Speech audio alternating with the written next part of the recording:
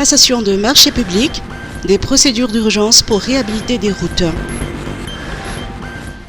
Le Conseil des ministres du 12 juillet a autorisé la mise en œuvre des procédures d'urgence applicables en passation de marchés publics pour la réhabilitation des axes routiers de la capitale et de la RN2. 13 portions de route de la ville d'Antananarivo sont concernées par cette mesure, dont le carrefour Atananjo-Anjavangambun, la portion de route Bewa-Apandan, Belair-Antsakavij, Ankurawach, rond-point Ambandi, Poste Malagas, la portion de route Akadambaoka-Anjunja, carrefour Mazuarive, carrefour Manchese, Ambumianda, rond-point Ambandi, ainsi que la portion de route Rocade Jovena Double à Mornakoun, rond-point Ambumanaboul, Lalambi, gastronomie pizza Ambouizanak. Sur la RN2, les travaux concerneront les tronçons de route entre le PK 11 plus 100 et le PK 78 plus 100, l'artère du centre-ville de Moramang, les portions de route entre le PK 218 plus 000 et le PK 250 plus 00 entre Ansapanana et Bricaville, la portion de route entre le PK 78 plus 100 et le PK 110 plus 000,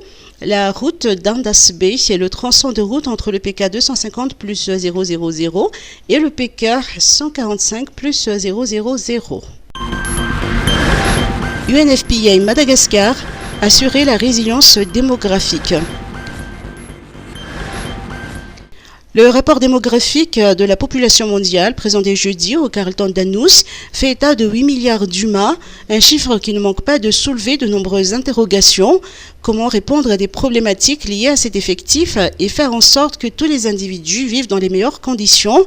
La préoccupation ne devrait pas porter sur les chiffres, mais sur le bien-être de la population, estime Ngoy Kishimban, représentant adjoint de l'UNFPA Madagascar, qui rapporte des éléments de réponse dans cet extrait.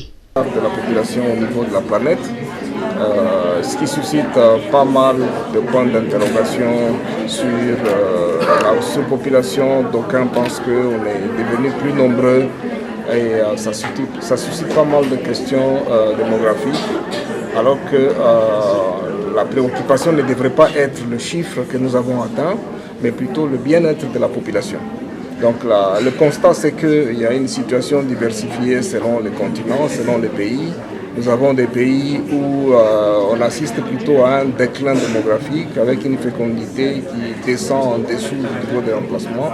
Et d'autres pays comme les pays africains au sud, donc, en Afrique au sud du Sahara, où la fécondité reste encore élevée et précoce. Et cette situation handicape davantage surtout les jeunes filles adolescentes en matière de scolarisation. Et donc voilà un peu la situation qui a motivé UNFPA à répondre un peu à cette préoccupation en insistant sur le bien-être de la population, en insistant sur les droits des adolescentes et filles à accéder aux services de santé sexuelle et reproductive de manière à acquérir leur autonomisation corporelle. Le ministère de la Population est également en charge de la promotion du genre, confirme sa volonté de mettre au devant de sa mission l'importance des principes de l'égalité.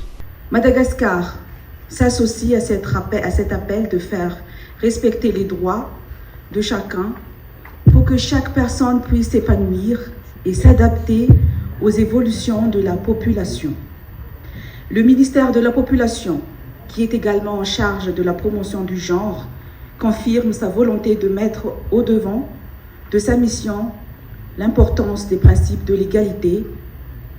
Des textes juridiques et des instruments nationaux sont mis en place et mis en œuvre pour favoriser l'émancipation des femmes et des filles malagasy, réduire leur vulnérabilité face à la violence et augmenter leur participation dans les prises de décision.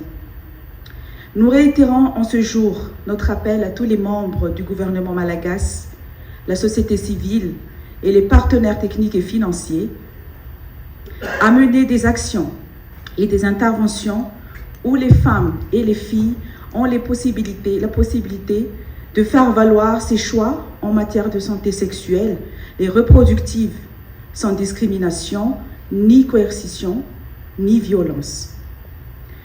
Unissons nos voix avec celles des femmes et des filles afin qu'elles deviennent autonomes, disposant elles-mêmes de leur vie et de leur corps dans une famille épanouie, tout en considérant les valeurs culturelles malagases. À Madagascar, le recensement de la population RGPH3 réalisé en 2018 faisait état de 25 674 186 habitants. Actuellement, on estime le nombre d'habitants à 30 millions. Bruno Raslouf-Najiv, technicien démographe à l'Instat, indique que l'effectif étant multiplié par 2 tous les 25 ans, la population malgache avoisinerait les 60 millions en 2050. Jeux des îles de l'océan Indien, 36 joueurs présélectionnés par la FMB. La Fédération malgache de basketball a dévoilé la liste des joueurs et joueuses présélectionnés pour les Jeux des îles de l'océan Indien. L'équipe malgache sera ainsi constituée de 18 joueurs dans la catégorie masculine et autant dans celle féminine.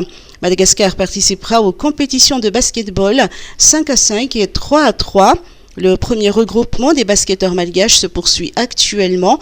Les Inkwai hommes 5-5 sont entraînés par Mamnirin Rezavjakut, Jano Ravumboul et Andjan Tour Koutnanaraj, tandis que les Inkwai hommes 3-3 sont coachés par Jean de Dieu Ranjanarvel et Adza Ranjanarman.